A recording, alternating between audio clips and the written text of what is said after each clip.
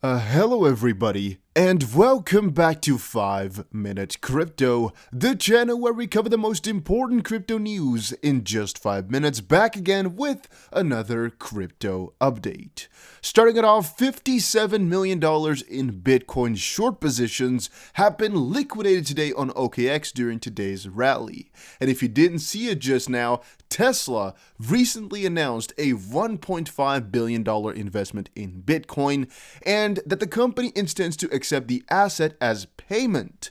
Bitcoin in reactionary mode registered a new all-time high, and that's basically what everybody in the crypto space is talking about right as we speak.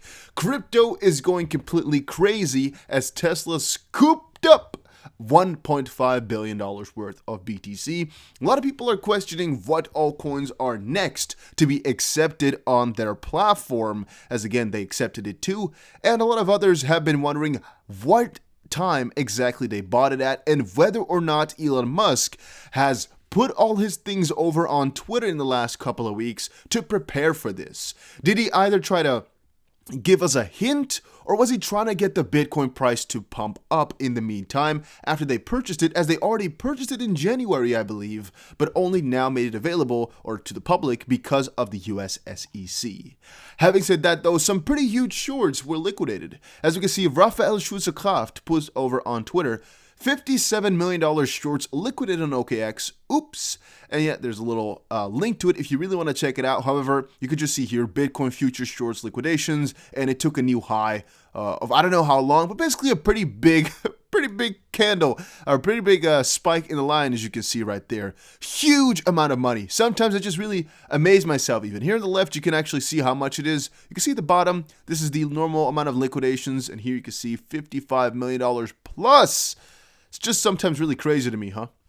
LSSJ says, is it just me who doesn't get why these people keep shorting? I mean, it's obvious this thing wants to go and will go up. Why put yourself in the line of fire and fire again? Sarah said they have fun staying poor. And all I can say is people try to time the top all the freaking time, but I would say if you're in crypto and you'd like to make a lot of money over the longer term, I think it's definitely better to just long at whatever point and just accept the loss if it goes down for the meantime, but really just long for the longer time, unless you think, hey, Bitcoin is going to really fall back down from here to points to never recover. Because yeah, I mean, going from 45,000 right now to 40,000 is still a huge amount of money that you can make by shorting quickly. But I just don't think it is worth the risk. I personally do not like shorting crypto at all, purely because we've seen time and time again that people who long rarely get these very negative consequences that shorters get. They get them way more often, especially in runs like this, basically. In a bull run, you should never try to short as you're betting against a trend, basically betting on a reversal, which is a very difficult thing. Ethereum futures set for Chicago Mercantile Exchange launched today.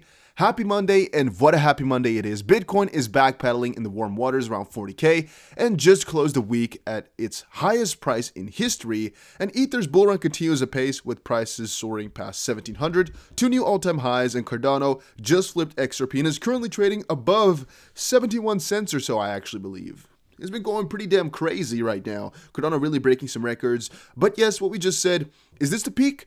The top of the mountain? Well, Ether futures launched today on the Chicago Mercantile Exchange. And Cardano is still almost 50% of its all-time high, yada, yada, yada. But yes, it did happen today, and a lot of people are happy with that. A lot of people are happy, saying this is going to bring a lot of good for Ethereum. It's just got another kind of a bullish background to it. And I just saw that the fees for Ethereum are just completely crazy. You might think it's fine, but I don't think it's fine. I actually think it is ridiculously expensive. For Bitcoin, the fees are really expensive too, but it's actually, at least when I tried to send it, it was pretty doable. Ethereum, however, was really freaking expensive. Really. Almost not doable, which is also why I think a lot of people are switching over to ADA and potentially to TRX right now as well.